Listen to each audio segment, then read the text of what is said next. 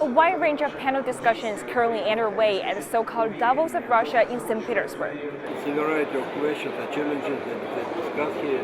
We see many companies from Russia here.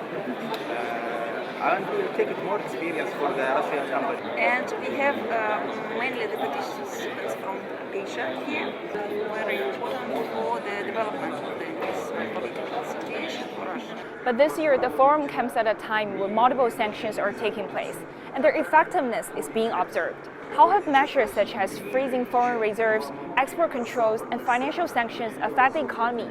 Earlier, I spoke to Russian Finance Minister Anton Silyanov for his thoughts. Indeed, last year was not an easy one for our country.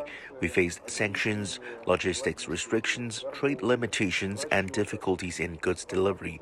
Nevertheless, we responded swiftly to the situation. Experts categorize sanctions into three types: government, industry, and individual. This includes blocking some Russia banks from accessing SWIFT, severing the country's ties with certain businesses and industries, and targeting key players such as oligarchs. However, Russia's economy has perhaps become more resilient than expected. So I suppose sanctions are not too much for us. Maybe it's also useful for the economy in the future.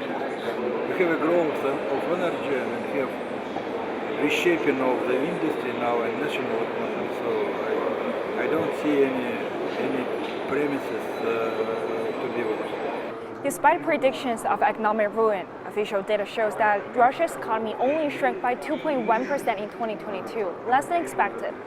This year, the International Monetary Fund predicts that Russia's economy will grow by 0.7%, an improvement from the previous focus in January. Despite concerns about Russia's budget deficit, Finance Minister is not worried.